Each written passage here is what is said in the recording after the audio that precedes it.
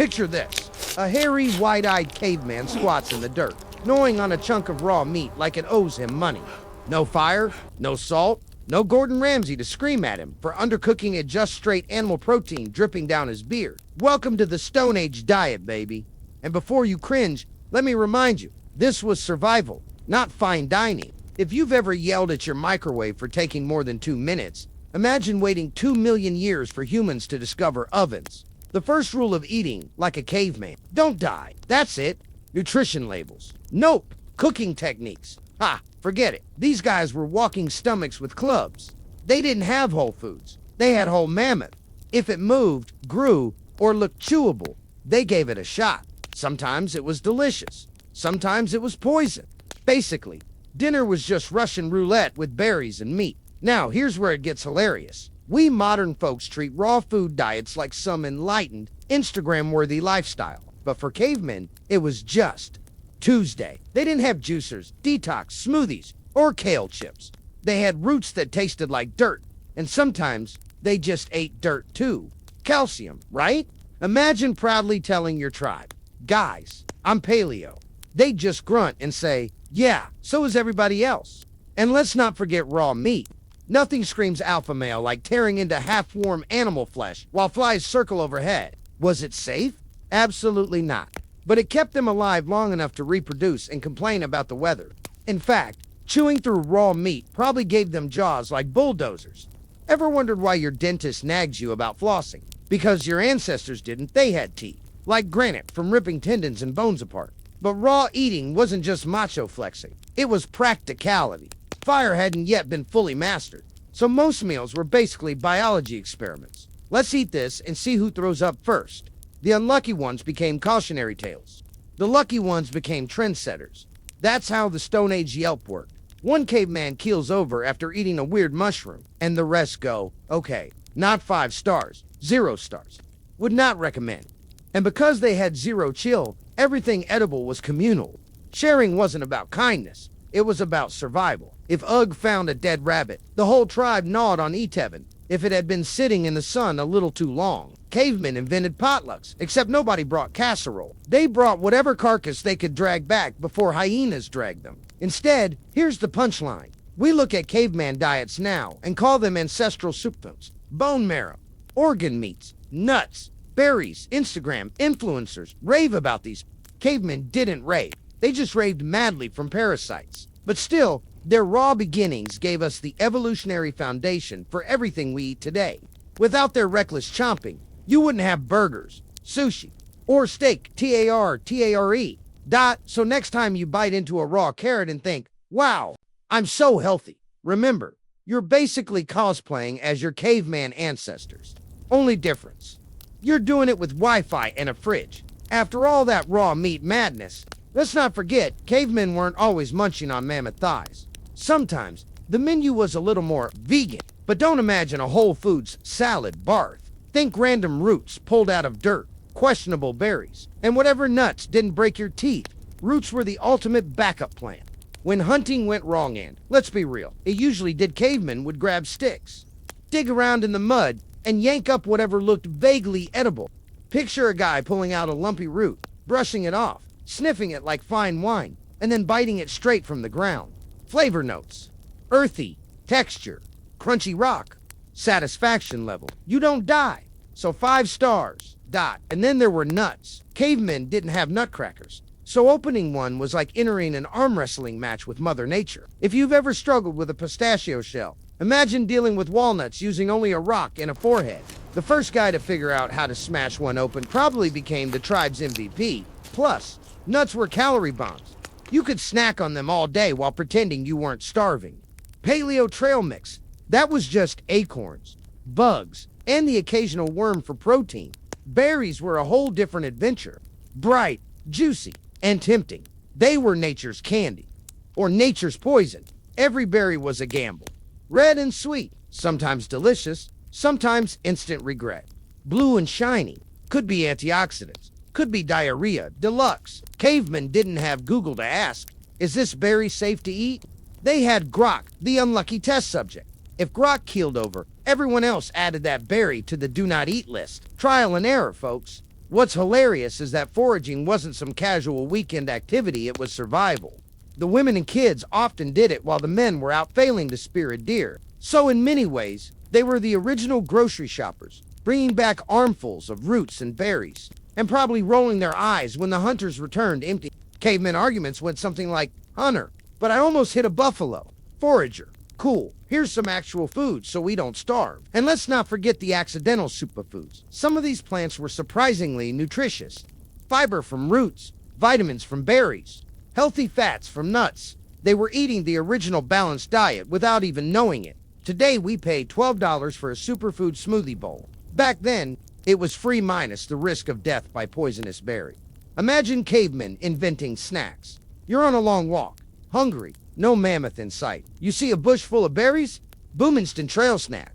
Or you dig up a root and gnaw on it like a prehistoric energy bar. Forget Cliff Bars. They had dirt bars. So while meat gets all the glory, roots, nuts, and berries were the real unsung heroes of the Stone Age diet. Without them, humanity wouldn't have survived long enough to invent TikTok food trends. The caveman diet wasn't just protein, it was a buffet of whatever nature coughed up that day. And honestly, that's why we're still here.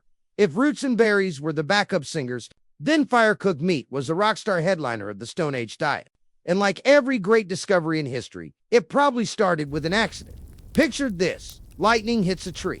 A nearby rabbit gets roasted, and some caveman walks by sniffing the air like, "Hold up, something smells amazing."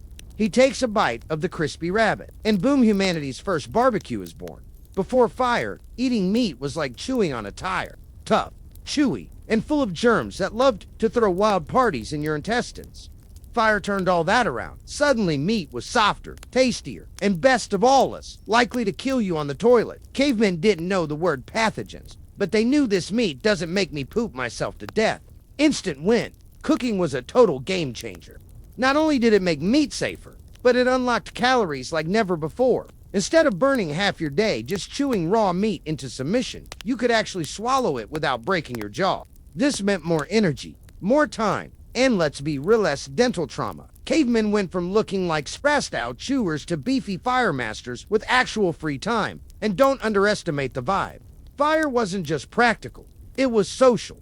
Picture a tribe huddled around the flames, meat sizzling, smoke curling into the night sky. Storytelling, bonding, laughing. This was humanity's first dinner party. Fire-cooked meat turned survival into a lifestyle. The cavemen didn't know it, but they'd just invented backyard barbecues and awkward family cookouts. But here's where it gets funny. Early fire management wasn't exactly Food Network quality. Half the time, the meat was burnt to a crisp on the outside and still mooing on the inside. Imagine biting into a mammoth steak. Charred exterior, raw middle, ash seasoning, Michelin star. More like just don't die. Cavemen weren't picky if it was smoky and didn't crawl off the stick. It was good enough. And let's not ignore the accidental recipes. Drop a chunk of meat in the fire too long. Congrats! You've invented jerky. Forget it in the ashes. Surprise! You just made the world's first smoky roast. Spill fat onto the flames. That's caveman teppanyaki. Every mistake was a new culinary milestone. And every experiment fed the tribe lest it exploded. Sharing roasted meat also changed group dynamics. The guy who controlled the fire wasn't just a cook. He was a king. Everyone wanted to be his friend. You could miss a spear throw and still be forgiven, but burn the only mammoth leg, you'd be exiled faster than you can say extinct. Fire created status, and meat became currency. Think about it. Modern humans still gather around grills like moths to a flame. Dad with the spatula is basically channeling his inner caveman. Except instead of mammoth ribs, it's burgers and hot dogs. Same primal energy, just fewer hyenas trying to crash the party. So while roots and berries kept us alive, meat on the fire made us human. It gave us flavor, safety, community, and bragging rights. Without it, we might still be gnawing raw bones in the dark, wondering why dinner always feels like chewing a car tire. Fire didn't just cook meat, it cooked culture. Not every meal was a mammoth steak or a charred hunk of deer. Sometimes dinner meant squatting by a river, sticking your hand in the water, and hoping something slimy flopped into your grip. Welcome to the world of caveman sushi, fresh, wriggly, and probably still looking at you. Fishing back then wasn't rods and reels. It was pure chaos. You had two options. Stick your whole arm in and grab, or smack the water with the club until something stopped moving. Subtle, Not at all. Effective occasionally, and when it worked, you had protein that didn't run as fast as antelope or try to gore you with tusks. Fish were basically the easy mode of Stone Age dining.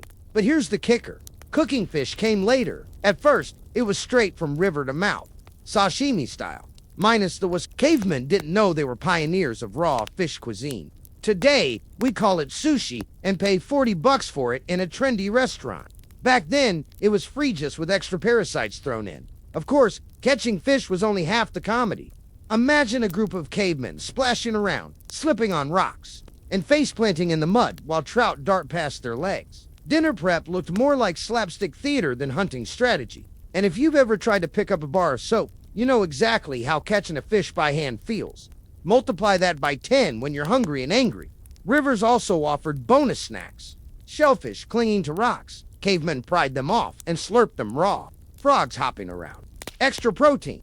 Eels wriggling in the shallows. Surprise noodle. Even insects buzzing near the water became appetizers. Basically, if it moved and didn't bite too hard, it was fair game. Sometimes they got creative. Drop a few rocks to make a trap, block a stream, and suddenly you had a fish corral. Accidentally leave a catch near the fire. Congratulations, you've just invented smoked fish. Forget one buried in wet leaves. Boom, fermented river snack. Sure, half the tribe gagged at the smell, but hey, it was calories, and let's be honest, riverside meals weren't glamorous. No plates, no seasoning, just cavemen squatting in mud, slurping fish while mosquitoes feasted on their backs. Imagine Gordon Ramsay walking in. It's raw. Yes, Gordon, that's the point.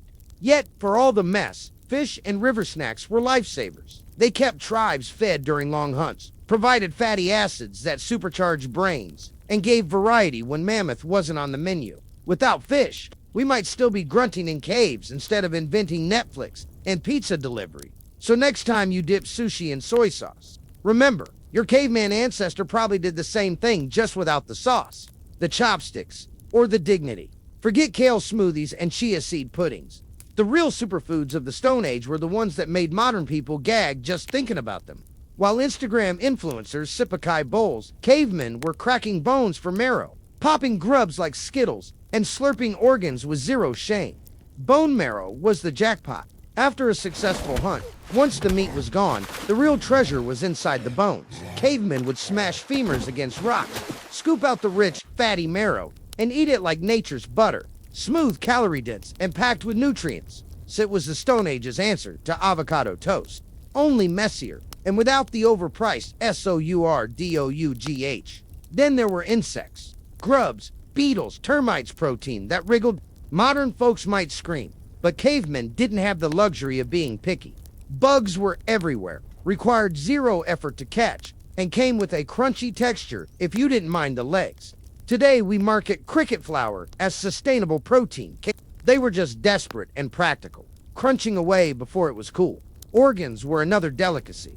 Liver, heart, kidney stuff. Most people today push to the side of their plate, but for cavemen, organs were supercharged nutrition bombs. The liver was packed with vitamins, the heart with iron, the kidneys with minerals. Eating them wasn't gross, was survival.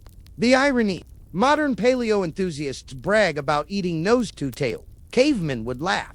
For them, leaving food behind wasn't an option. Waste nothing, eat everything, and hope it didn't taste like regret. And let's not forget eggs. Cavemen didn't farm chickens, but they raided nests like thieves in the night. Whether it was bird eggs or reptile eggs, they were little protein packages. No omelets, no sunny side up, just grab, crack, and slurp. Breakfast of champions. Honey was the closest thing to dessert. Sweet, sticky, high in calories, and guarded by an angry swarm of bees. Cavemen risked stings just for that golden nectar. Imagine a half-naked guy dangling from a tree, bees swarming his face, all for a handful of sugar. Totally worth it. Honey wasn't just food, it was energy, medicine, and maybe even the first natural candy. Mushrooms also made appearances, though with high-stakes risk. Some were edible and nutritious, others hallucinations and death. A caveman munching the wrong one might see mammoths flying across the sky before collapsing. It was nature's roulette wheel, but when they got it right, mushrooms added a unique flavor to their otherwise bland menu. Put all this together, and you see why we call them superfoods today. Fatty marrow, protein-packed bugs, nutrient-rich organs, energy-laden honey. They were the fuel that kept tribes alive and brains evolving. Cavemen didn't know the word omega-3 or antioxidants, but they knew that eating this stuff gave them the strength to chase down animals, fight off predators, and live another day. So the next time you roll your eyes at a health blogger raving about collagen, remember, cavemen were the original wellness gurus. They just didn't have podcasts or chash, TAGS. Sometimes the best meals happened by mistake. Cavemen weren't Michelin chefs. They were more like clumsy kitchen interns tripping over nature's pantry. And out of their accidents came one of humanity's secret weapons, fermentation. Here's how it probably went down. A caveman shoves leftover meat into a hole, covers it with leaves, and forgets about it. Weeks later, someone digs it up, takes a whiff, and says, "Smells weird, but I'm starving." They taste it and realize it's still edible, maybe even easier to chew. Congratulations, fermentation just entered the menu. No recipes, no science, just hunger and zero standards. Fermentation wasn't just meat. Roots, fruits, and even grains left in damp places would bubble and change. Sometimes they spoiled, but other times they turned into tangy, funky, calorie-rich fuel. Think of it as caveman kimchi, minus the jars and hipster restaurant. And let's not ignore the elephantor mammoth in the room. Alcohol, fermented fruit lying around too long. One bite, and suddenly Grok feels funny, starts singing at the fire, and invents the first happy hour. But fermentation wasn't just about flavor or buzz, it was survival. Fermented foods lasted longer than fresh ones, meaning tribes could eat during lean times. Smelly, sour, sometimes slimy, but better than starving. A chunk of half-fermented meat might have saved a tribe through winter, even if it came with a side of gag reflex. Then there was accidental cooking. Imagine a caveman dropping nuts into a fire, realizing they tasted better roasted, or spilling fat onto flames and inventing fried food by accident. Even bones left near coals could yield smoky marrow. Mistakes weren't failures, they were recipes in disguise. One classic accident: ash cooking. Meat dropped into embers didn't burn completely. Instead, it baked slowly under hot ash. Cavemen pulled it out, brushed off the soot, and discovered tenderness they'd never tasted before. Primitive sous vide, minus the plastic bag, and French chef. Another happy accident: heated stone. Sometimes they tossed meat on hot rocks by the fire, only to find it cooked evenly without burning. Cavemen had no idea, but they'd stumbled onto grilling. Fast forward thousands of years, and we call it barbecue. And of course, fermentation plus accidents led to some wild outcomes. Honey mixed with water and left in a hide bag. Boommead, the first booze. Rotten fruit soup bubbling in the sun. Stone Age sangria. Did it taste good? Probably not. Did it make tribal gatherings more entertaining? Absolutely. What's hilarious is that modern people spend fortunes chasing these ancient mistakes. Fermented kombucha, aged cheese, dry-aged steak things. That started because someone was too lazy to clean up. Cavemen didn't see artisanal fermentation. They saw food that hasn't killed us yet to eat. Quick before it does. So, next time you sip kombucha or brag about your sourdough starter, just remember, you're honoring a caveman who forgot his lunch in a hole and decided to eat it anyway. Their stomachs were steel, their standards were low, and thanks to them, we got fermentation, the smelly, accidental miracle of the Stone Age now. We arrive at the grand finale of the Stone Age. Dining experienced the chaos that came after all the roots, berries, fish, marrow, and oops, fermented. This experiments. Eating like a caveman wasn't just about what you ate. It was about when you ate, how much you got, and whether you had to wrestle your cousin to keep it. First, the feast. Picture this. After days of failed hunts and chewing bark, someone actually brings down a massive animal. Suddenly, the entire tribe is in party mode. Fires blaze, meat roasts, bones crack, fat sizzles, and everyone eats like it's Thanksgiving. Except instead of pumpkin pie, dessert is marrow sucked straight out of a femur. Laughter echoes. Stories are told, and cavemen show off their newest scars like trophies. This wasn't just food, it was survival turned celebration. But as soon as the feast began, so did the fights. Sharing was the rule. But let's be real, when food was scarce, elbows came out. Imagine 20 hungry cavemen around a single roasted leg. That wasn't dinner. That was a UFC match. The strongest got the choicest cut spotty meat. Organs. Marrow. The unlucky ended up gnawing charred scraps or chewing sinew like prehistoric bubble. You wanted status. Forget fancy clothes. Show up with food, and suddenly you're the tribe's MVP, and then came famine. After the party, when the mammoth bones were stripped clean and the last berry bush raided, reality hit hard. Days, sometimes weeks, with nothing but roots and maybe a bug or two. Bellies rumbled, tempers flared, and desperation set in. That's why every feast was eaten like the world was ending. Because, for cavemen, it kinda was. Tomorrow wasn't guaranteed. The rhythm of feast and famine shaped the human body itself. Feast. Store fat like winter's coming. Famine. Burn through it and keep moving. This cycle of extremes trained humanity to survive hardship, to be resilient, to keep pushing, even when the pantry, or, in their case, the forest was empty. And don't forget the drama. Imagine Grok saving the best bone for himself, only to have his brother snatch it. Suddenly, it's a brawl. Hair pulling, club swinging, the whole tribe yelling. The first family dinners were basically WWE, yet after the fight, they'd laugh, patch each other up, and go right back to eating. Food was worth fighting for, but also worth forgiving over. Looking back, the Stone Age diet wasn't about carbs, fats, or protein. It was about raw survival and raw appetites. Feast, fights, famine. It was a cycle that defined their lives, bonded their tribes, and set the stage for the way humans relate to food even now. Our holiday dinners, our cravings, our comfort eating, it all echoes those caveman instincts. So the next time you binge on pizza after skipping lunch, just know you're channeling your inner caveman. Feast, fight, famine. It's written into your DNA. The Stone Age diet wasn't glamorous, but it worked. And without it, we wouldn't be here debating whether pineapple belongs on pizza.